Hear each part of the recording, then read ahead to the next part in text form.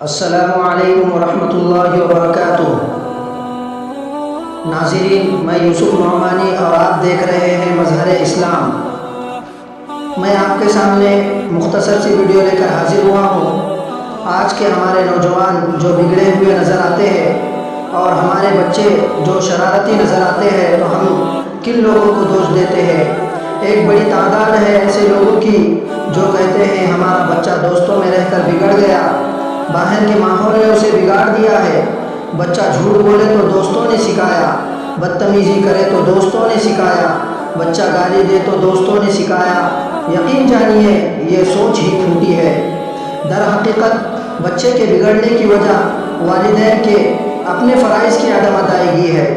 شروع سے ہی بچے کی تربیت کو اہم فریضہ سمجھا جاتا، بچے کی پرورش کو اولین ترجیح دی جاتی، تو یہ بچہ دوستوں میں جا کر کبھی خراب نہیں ہوتا بلکہ دوستوں کی اصلاح کا سبب بنتا۔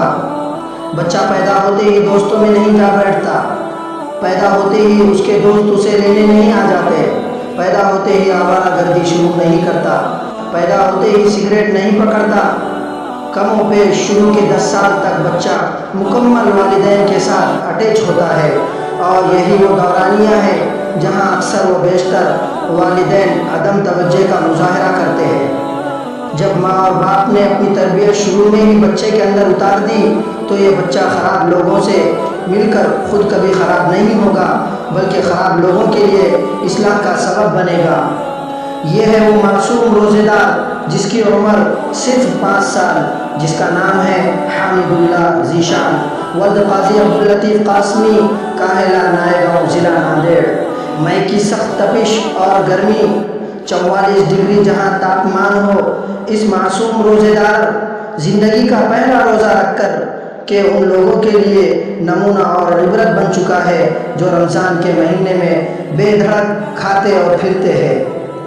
اگر والدین بچے کی صحیح پرورش کرتے، اس کی صحیح اخلاق بناتے، تو آج ہمیں ایسا رونا نہ پڑتا، ہمیں کسی دوست کو دوش دینے کی ضرورت نہ پڑتی۔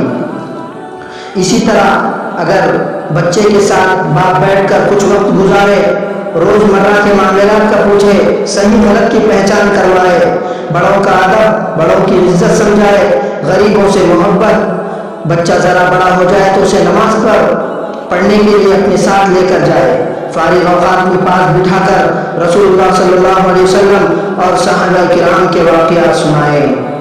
اللہ سے ہم دعا کرتے ہیں کہ اللہ تعالیٰ تمام والدین کو اپنے بچوں کی صحیح تربیت کرنے والا بنائے۔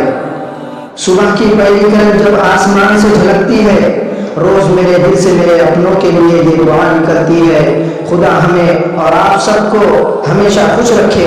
اللہ رب کریم آپ کو رمضان المبارک کی ہر مبارک ساعت نصیب فرمائے، لیلۃ القدر نصیب فرمائے، اور تمام مسلمین پر رحمتوں کی بارش فرمائے۔ تو ناظرین، مجھ کو امید ہے کہ یہ ویڈیو آپ کو پسند آئی ہوگی۔ اگر پسند آئی تو لائک کرے، سبسکرائب کرے، شیئر کرے اور کمنٹ کرنا نہ